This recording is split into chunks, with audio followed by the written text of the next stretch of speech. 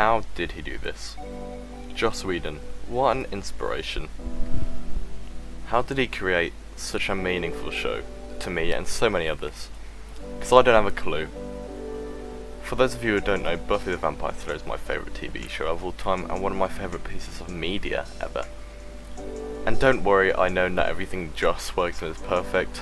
Hopefully I'll never talk about Alien Resurrection, and I also know there are a few dramatic things going around at the moment with Ray Fishman, a stunt coordinator from Buffy, but I don't want to talk about that.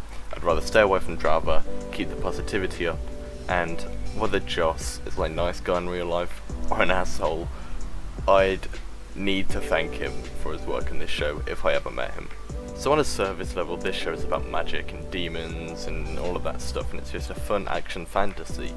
And even if you look at it just as that, at its base level, then it's great.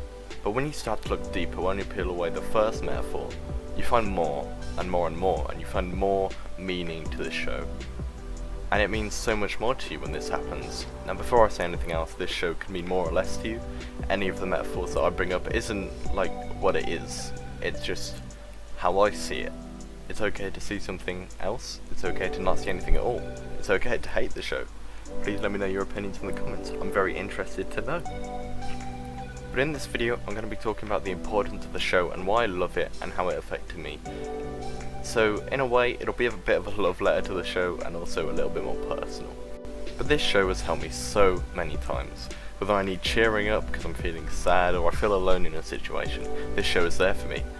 And I relate so much and understand so much, even if I haven't been through what some of the things it tackles. As a human being I relate and understand, and it affects me just as a person. It has made me feel like there is light somewhere, and that I'm not alone in how I'm feeling, and they did this using metaphors through demons and magic and other ways. And it's a masterpiece, I think, and I mean the entire 7 seasons as a collective.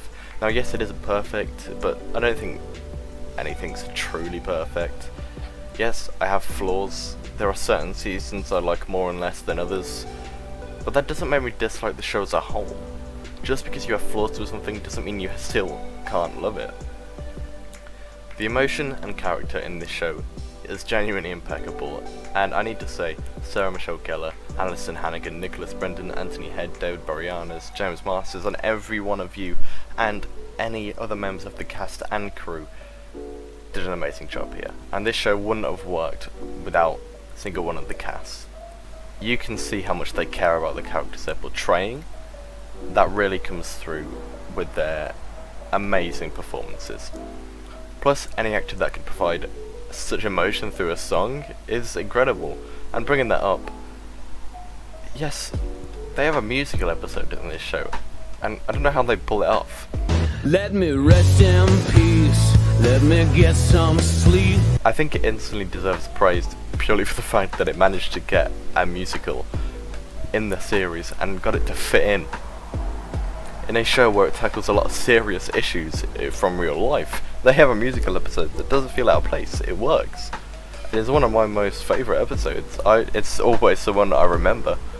I've got a theory that it's a demon, a dancing demon. Nah, something isn't right there. I've got a theory, some kid is dreaming, and we're all stuck inside his wacky Broadway nightmare. I've got a theory, we should work this out. As I was saying, the character growth here is done really, really well. We see them go through high school to university, to losing a parent, to learning how to own a house, and we have all the mystical stuff, of course, but I'll get there later on and tackle it a bit more directly. But I think one of the best examples of the metaphors here, at least that I see, is the Hellmouth being directly into the school, because most kids feel like school is hell, and I think that's pretty obvious why I think that. And I mean, I know I have thought of school as hell, and I still do. I mean, I cannot say how much I am excited to get out of school. I hate it a lot, and this was an instant connection with me that it made, and I imagine it made a similar connection to a lot of kids watching the show. Honestly though, the first time through Buffy, I got very few of the metaphors. I understood very little of the real themes and meanings that I could have gotten. I saw a video talking about Buffy like a year on or a few months after my first watch, and they mentioned the placement of the Hellmouth in the school, and that just opened up like a whole underworld of Buffy for me. I don't know how, but it just made me see so much more. And one I find most compelling is probably Willow's magic addiction, and to me that was a metaphor for drug addiction. And I've never suffered with drugs or been addicted to anything like that, but I mean, as a human being, as someone who understands the dangers and effects of drugs, that plot and that storyline in particular really affects me, and I think it's handled really well. And there are tons of others to talk about. Another one that I know has helped my friends, they saw, and I saw myself as well, they saw Buffy coming out as being the Slayer as a metaphor for someone coming out as gay or bisexual to a parent, and many others like a partner changing and split personalities. The show is packed with real life stuff under the layer of fantasy, and it's kind of crazy actually, but once you notice one, and you start to notice more, you can get a whole different experience rewatching a season. These connections made me much more involved in the show, it made me much more invested in the story, and it made me feel the passion from the filmmakers much more. Whenever I put an episode on now, it's hard to stop watching the season as a whole. I have to try to not binge watch it. What I've kind of attempted to say here is that, to me, Buffy is much more than just a TV show. It is a part of my life now, and I imagine it will help me in the years to come, as it has helped me in the years past. When the characters are hurt emotionally, so am I. When I see them cry, I want to cry myself. The moment where Buffy sees her mum is such an incredible scene due to the lack of music and the camera and the acting. But before I go any further, I'd like to bring up the reboot. I just hope it's good. That's really the main thing I can say, because somehow we haven't had a Blu-ray of Buffy or Angel yet, and the HD remaster of Buffy was horrendous, and I mean that. Please, Disney, since you're on Fox now, if anyone from Disney's watching, please fix it, I beg of you. I don't care how much time it takes. No, you have the MCU, you surely have made enough money from that alone. Please just fix this, it is awful. I was watching The Body, and as Buffy spoke to a paramedic, you couldn't even see his face, you could just see his chin and chest. It was so stupid, and filters have been taken out, and it's really bad. But with a reboot, it could bring attention to the series as a whole, the original one, and then maybe we'll get a good HD version of Buffy and Angel. As a whole, I just hope it's good. As a whole, I just hope it's a good piece of television that I can enjoy as well, obviously. Buffy is essentially a show about growing up at its core, and that's what makes it special to a lot of people, I think. It tackles grief, depression, addiction, and much, much more. It has helped me grow up, and will continue to help me as I grow up in these next few years. I'm sure of it. So yes, the show has thousands of metaphors and tackles deep and sometimes even dark themes, but are the stories good when you look at them as stories? Can you watch them and get invested in the characters, and go on a ride with them through the battles? The short answer is yes. As you might expect, Buffy has season-long story arcs, similar to Doctor Who, and there is filler, which is unfortunate, but most TV shows have filler. I think it's impossible to avoid it, and a lot of the filler I think you can enjoy, and like still watch it and have a good time with it. So on some occasions it will ruin the flow of the season, but I don't find that too often. First season is a very average but serviceable story, but the characters are what carries it for me, because they're really well written and of course really well acted. But when the show really kicks into gear is in season 2. That's when I knew, when I got halfway through season 2. Anyone who's seen it will know what I'm talking about here. Buffy! Oh no. Pain is gone. You sure? Yeah.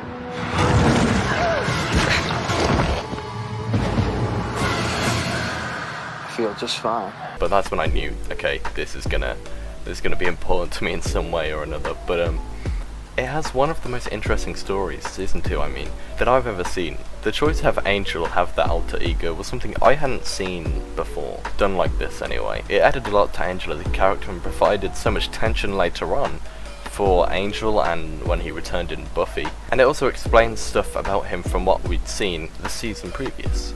And of course Spike was so good, he kept returning and eventually became a permanent member of the cast. Each season we have something new, and yes, sometimes it's not as great as the previous or whatever, but we have a ton of memorable villains and side characters. People leave and join naturally like Oz and Tara. It incorporates fantasy into the real world side of things really well.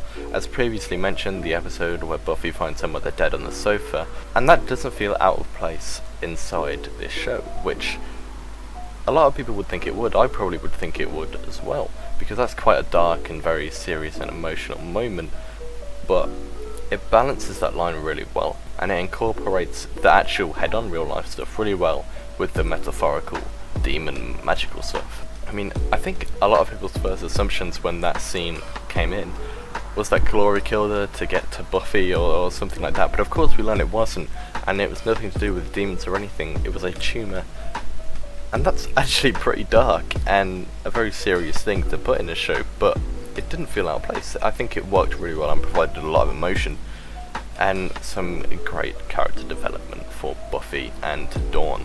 And we very easily could have had forgettable villains here, but performances and writing and design make them unforgettable. I generally mean the overarching villains. Don't get me wrong, some of the one-off villains are very memorable too, like the ones in Hush. They are extremely creepy, and their weird faces will stick in my head for a long time, as well as many other one-off episodes, but that's probably one of the best ones. But on to the protagonists. There are some of the best written and developed characters I've ever seen on screen. Willow's transformation from season 1, from the nervous nerd girl that's uncomfortable around almost everyone, to slowly learning some confidence about herself and how to open up to others, to then falling into the addiction of magic and losing one of the people she loves the most, causing her to lose herself entirely in this magic addiction, and became Dark Willow. I know it's something that I didn't expect making my way through the show, but it was written so well, it felt really real and it felt developed just the right amount.